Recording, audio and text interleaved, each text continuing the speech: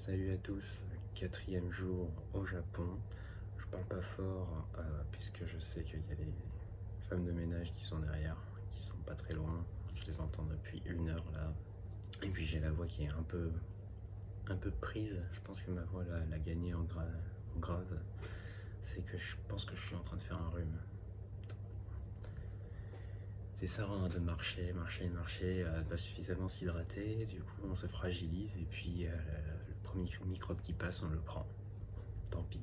Bon en tout cas c'est pas trop grave puisqu'aujourd'hui le programme il est assez light dans le... Je dis light, enfin bon, hier finalement je me disais light et puis j'ai cavalé dans 2 quartiers, enfin bref. Le programme est plutôt light. Je vais aller voir le bâtiment métropolitain de Shinjuku, je ne connais plus exactement son nom. C'est un bâtiment dans lequel on peut y aller pour avoir un point de vue sur le quartier et dans les environs aussi, un haut point de vue. Je compte aller là-bas. Je ne sais pas encore où je vais manger. Je ne sais même pas encore ce que j'ai envie de manger en particulier. Donc je verrai. Et ensuite je vais aller à Shibuya. Donc pour aller au Shibuya Crossing Street. Et on verra aussi ce que je ferai. Allez, je me mets en marche, ça va être parti.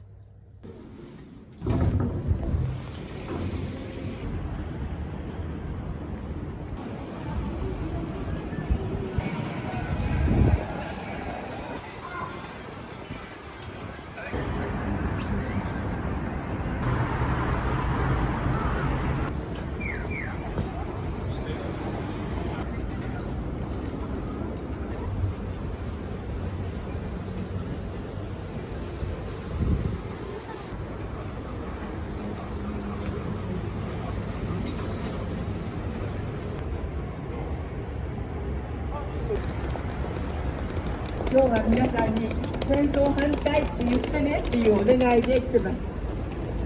どうして日本と中国が戦争をしなくちゃいけないんでしょうか。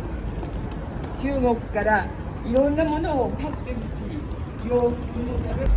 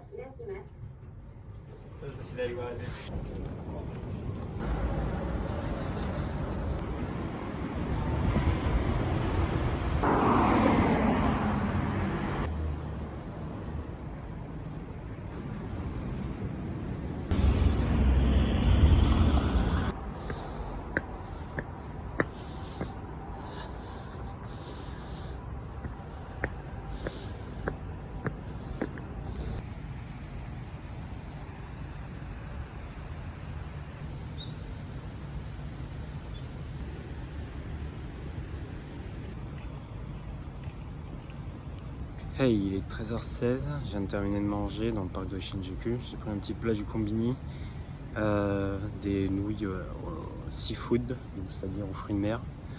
Bon, c'était pas transcendant, mais bon, c'est au moins tenté. En revanche, la petite boulette de riz, c'était assez particulier, mais pas mauvais. Et ça, c'est du thé qui est servi chaud en bouteille, qui dans les étals, il reste chaud. Mais par contre, là c'est vraiment du matcha et oh, ça j'aime pas. J'ai visité du coup l'observatoire. L'observatoire sud seulement, il y en a un dans la tour nord aussi. Mais juste le sud c'était suffisant, c'est vraiment pas mal. Vraiment je conseille, c'est gratuit, il n'y avait pas grand monde. Il y a personne qui viennent derrière. Peut-être que c'est un peu nuageux la période. C'est peut-être l'heure hein, aussi, j'y suis arrivé à 10h30 je crois. 10h30, 11h. Et bon, il n'y avait pas grand monde. Hein. Je suis arrivé, c'est gratuit, tu passes, tu dois juste te mettre du gel hydroalcoolique, on contrôle ta température au poignet si j'ai bien compris, et tu montes ton sac et puis ensuite tu peux monter. C'est vraiment cool comme initiative. T'as une petite boutique en haut et t'as même des guides gratuits là encore. Et il y a une des guides qui m'a abordé, une petite mamie je pense qui a 60-70 ans et elle était super gentille. Elle dit qu'elle me demandait mon parcours, combien de temps ça faisait que j'étais sur Tokyo, combien de temps je comptais rester. Et je lui ai dit mon parcours ainsi que je retournerai en France. Elle fait ah la France c'est trop bien tout ça. Ah, bon. Bonne expérience et vraiment très sympathique. C'est vraiment une ville, un pays qui est conçu pour le tourisme quoi. Y vivre et y travailler je pense pas du tout. Par contre pour le tourisme, ils font tout. Malgré la barrière de la langue et tout, ils font tout. Tous. Même au combini, tout ça, ils font tout pour que tout se passe bien pour les touristes. Pour l'après-midi, Meiji Jingu, j'y avais pas pensé, mais oui, effectivement, il faut que j'y aille. Donc c'est à côté, c'est entre Shinjuku et Shibuya. Je sais pas encore si j'y vais à pied ou en métro, puis ensuite Shibuya. Puis tranquille. On va voir. Sur le plan, ils ont marqué l'emplacement des sakuras. Et comme vous pouvez le voir, c'est pas encore la saison.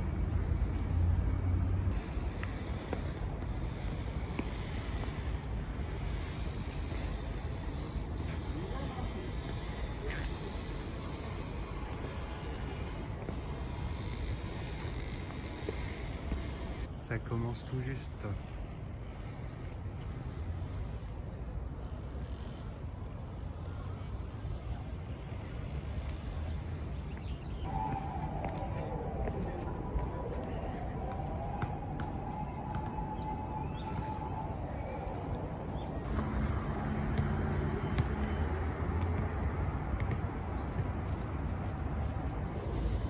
Alors, ça fait bien beau les photos hein, et les trucs vidéo, mais après c'est que 3 sakuras.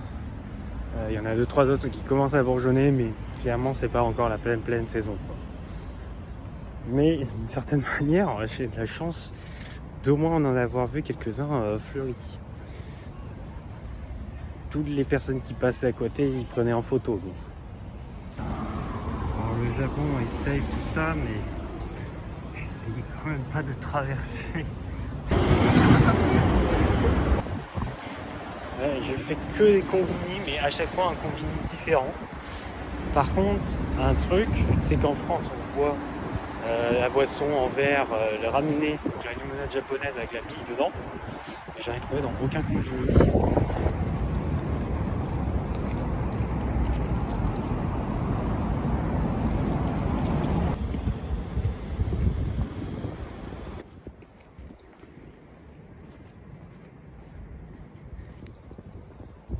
Alors, je suis intrigué par la rue qui est vraiment calme, et au vu des écriteaux et de l'état, on va dire, des jardins et des infrastructures de jeu, et surtout la tête des bâtiments, il n'y a rien, et de ces écriteaux là, je pense que c'est complètement abandonné. Ça, c'est marqué ici, donc de ce que j'ai regardé, c'est marqué patrouille, tous les comportements suspects seront interpellés. Et là c'est marqué c'est pas une décharge, pareil, vous serez interpellé. Et alors no smoking area, de toute façon c'est partout. Et on est dans Shinjuku, et là-bas on est dans du centre.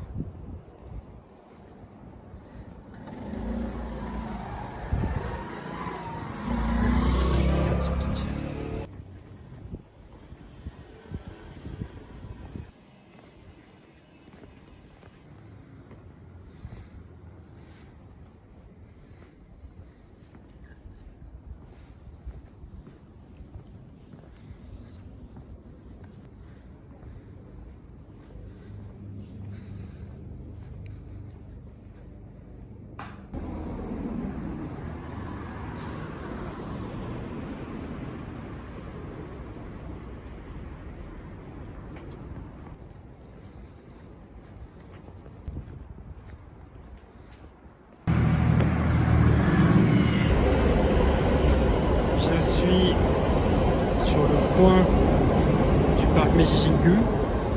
J'avais dit que j'avais pas beaucoup marché aujourd'hui. J'ai menti. Derrière, il est stipulé qu'il est interdit de filmer pour un film ou en faire des pubs. Alors je sais pas si ça rentre en compte pour les vidéos publiques. Mais du coup, cette fois-ci, je vais lâcher le téléphone et juste profiter de la balade. Et puis ce sera bien comme ça. Donc, ça vous laissera l'occasion de le faire par vous-même. J'ai terminé mon tour du Meiji-Shingu. C'est pas très grand, pas très long à faire. Pourtant, je n'ai pas fait un tout droit sur le sanctuaire du milieu, mais j'ai fait un petit tour du parc. C'est arboré, les chemins sont grands et goudronnés, mais très arboré, c'est couvert, on entend le métro au loin, mais sinon on n'entend pas plus que ça la circulation. Et par contre c'est là, c'est le moment où j'ai trouvé le plus de touristes. Tokyo Skytree, j'ai vu beaucoup plus de Japonais. Mais là, c'est vraiment un lieu qui est très touristique. J'ai l'impression qu'il y a assez peu de locaux qui viennent ici. De même à Asakusa, quand j'y suis passé, alors il y avait des étrangers, mais c'est vraiment ce lieu-là qui, pour l'instant, j'ai vu le plus d'étrangers possible. Bon, je m'attendais à des trucs un peu plus fous. Je trouve que nos églises européennes ont quand même plus de charme, plus de choses, peut-être parce que je me fais plus savoir par la richesse de l'église, même si elle n'a pas de moyens et elle est pauvre, elle a quand même un énorme patrimoine. Là c'est des lieux et c'est pas, ça transpire pas de richesse en particulier, c'est bien plus sobre, ça a beaucoup de charme. Par contre ça a quand même beaucoup de charme, mais voilà, faire ce qui a surtout du charme, c'est que tu en as un peu de perdu de partout. Donc voilà, on a un petit cerisier qui commence à avoir des petits bourgeons roses. À côté, il y a un autre arbre avec des fleurs blanches, mais je ne sais pas ce que c'est comme arbre. Et là, ce qu'il y a comme bâtiment avec la courbe, c'est bâtiment, je crois, de la piscine pour les JO d'été de 1964. Pas ceux de 2020, mais de 1964. Ce qui m'a fait dire aussi que j'étais au milieu de plein de touristes et non de japonais de locaux, c'est que les japonais dans la rue, même quand il n'y a personne, ils portent le masque. Alors que les étrangers, pas tant que ça. Ceux qui sont plus de nature étrangère, donc, ça se voit pour ceux qui sont plutôt européens, américains, mais même les asiatiques étrangers, donc tu les entends parler chinois par exemple ou coréens, là ne portent pas tant le masque, alors que les japonais ont quasiment tous le masque, mais pas les étrangers. Et dans l'optique d'être le plus invisible possible, je porte le masque.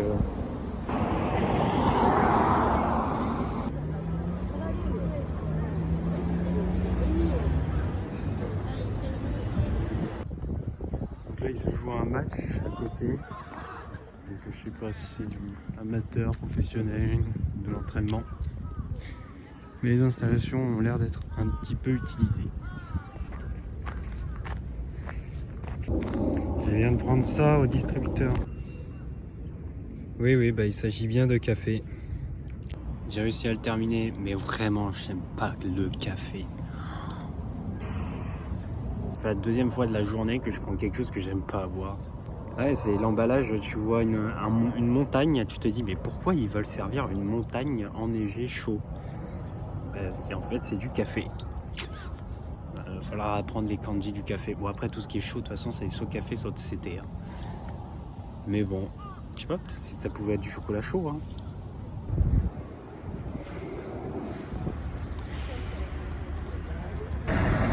Très intéressant de design, c'est les feux piétons avec une barre de progression pour te dire combien de temps il reste et même du son pour te dire à quel point t'en es sur le passage piéton. C'est vraiment intelligent.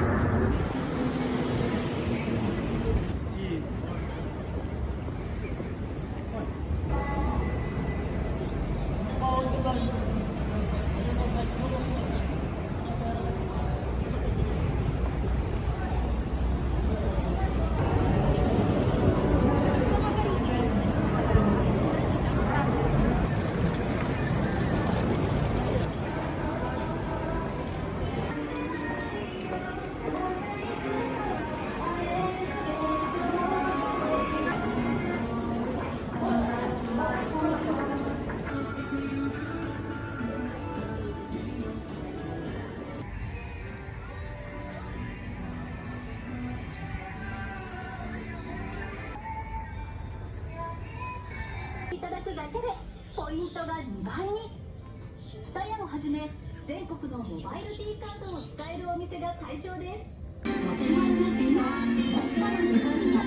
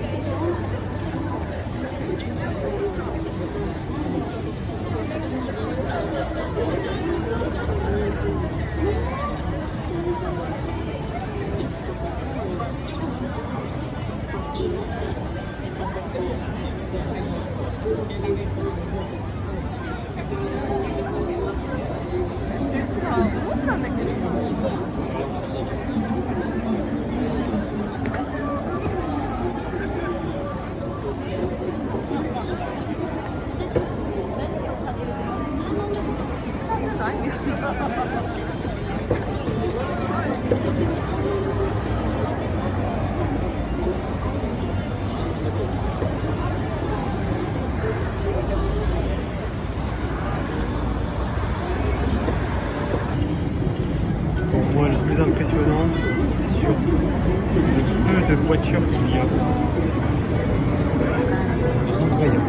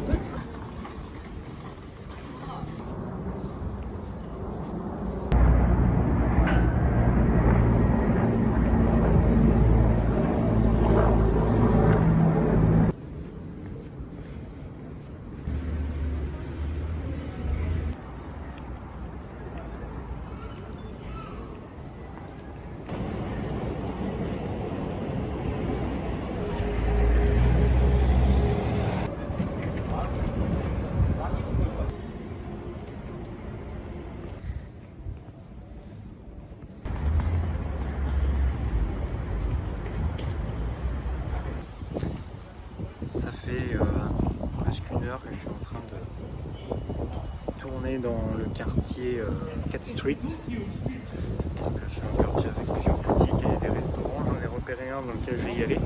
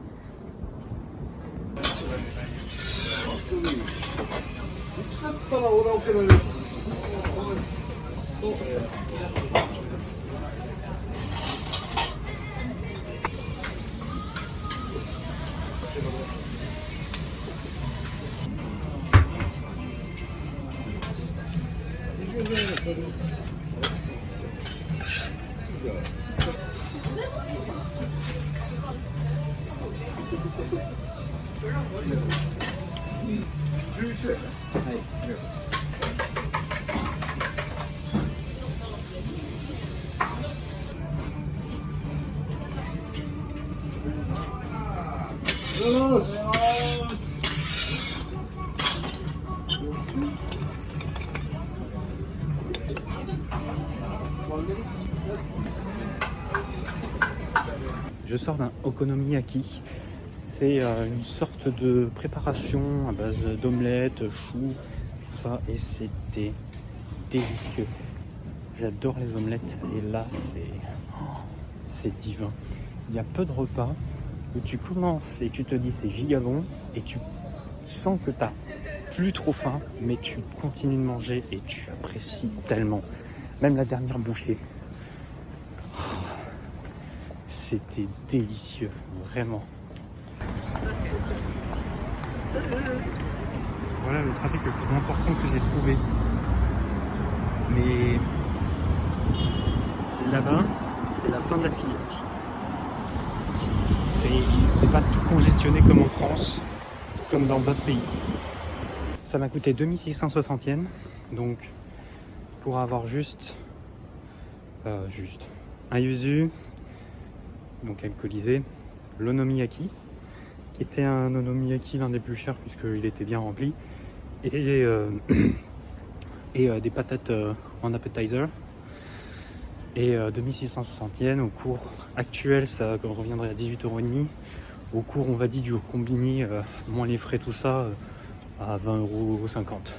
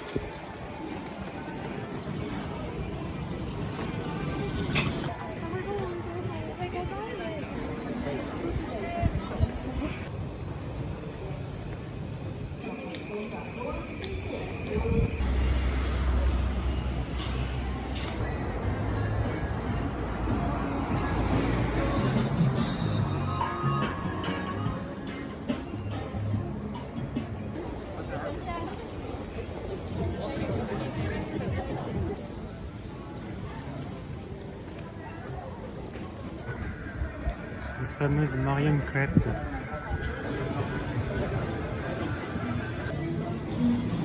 Ce n'est pas les frais de la banque, mais c'est la rémunération pour un baito, un part-time job.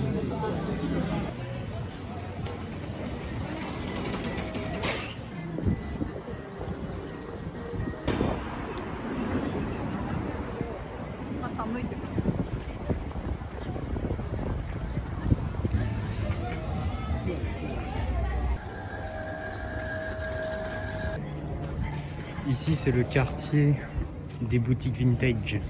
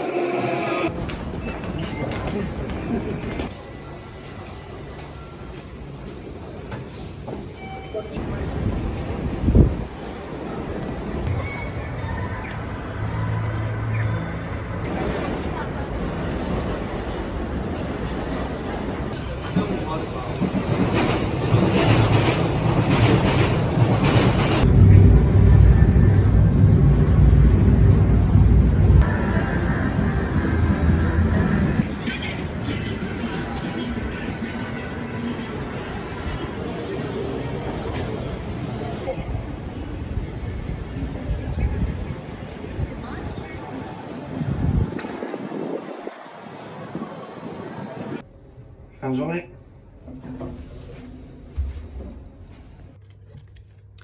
Fin de ma 4e journée. C'était une bonne journée. J'ai découvert le quartier de Harajuku, donc ça surtout le soir, et le quartier de Shibuya. Quartier de Shibuya et son Shibuya Crossing Street, j'en ai pas parlé, mais franchement, c'est surcoté. Voilà, c'est un truc à touristes, c'est-à-dire tous les touristes qui courent au milieu, mais en vrai, c'est vraiment pas grand. Je veux dire, il y a une autre rue que j'ai faite avant que je me dis, ah oui, c'est grand, mais ça doit pas être celle-ci. Oui, celle qui est après est un peu plus grande, Shibuya, le Crossing Street. Mais c'est pas tant impressionnant que ça en fait. C'est quand même quelque chose à voir, mais je trouve Shibuya avec notamment Le chien, je ne me rappelle plus son nom, qui est la statue et point de rendez-vous de la gare de Shibuya. Pareil, c'est surcoté. Pour moi, Shibuya est largement surcoté, mais ça n'en reste pas moins quelque chose qui est sympathique de voir. J'ai acheté aussi le ticket pour aller à ma prochaine destination demain, ce qui fait que demain, là, effectivement, je vais moins marcher puisque je vais aller dans le Shinkansen pour 2h, 2h30. J'ai réservé du coup un siège vraiment pour le lendemain. J'ai fait la réservation aujourd'hui. J'étais tout de même averti un peu de comment ça se passait, mais j'étais pas certain de si je pouvais réserver directement depuis la borne automatique. Bon, il s'avère que, de ce que j'ai lu en ligne, c'est possible. Normalement, lorsque l'on réserve un Shinkansen avec une place réservée, on a 2 billets. J'ai ces 2 billets. Voici, il y a un autre truc que je voulais parler. Je ne veux pas trop prendre en vidéo, puisque du coup, ça se passe en bas, même si ça se passe en bas de l'hôtel, c'est un peu dérangeant ce genre de scène. Mais tu as beaucoup d'hommes et de femmes qui attendent avec leur téléphone scotché. Là, j'avais vu plus d'hommes, mais hier, j'avais vu beaucoup plus de femmes qui sont scotchés sur leur téléphone, comme ça, à attendre. Donc, je pense qu'ils scrollent en attendant que quelque chose se passe. Et ensuite, je vois souvent des hommes qui passent et qui sont en train de regarder, qui se disent machin. Et des hommes et des femmes là qui, enfin, à chaque fois c'est que 2 personnes qui sont en train de discuter, mais genre un peu premier contact quoi. On est dans le Kabukicho, t'as que les hôtels à côté. Je pense que on sait tout ce qui se passe. Pour nous Français, qui nous semble pas normal dans le sens ça sort de notre ordinaire. Parce que pour eux, pour ici, c'est très certainement normal, admis, je sais pas quoi, c'est une autre culture. Je veux dire normal dans le sens, c'est pas commun pour nous. Bon, voilà le petit truc que j'ai envie de partager. Demain, je me suis mis le réveil à 9h30. Mon check-out est à 11h. Donc, je suis large, vu que là, il est même pas 21h. Donc, je suis large. Je vous laisse. Ciao, à bientôt.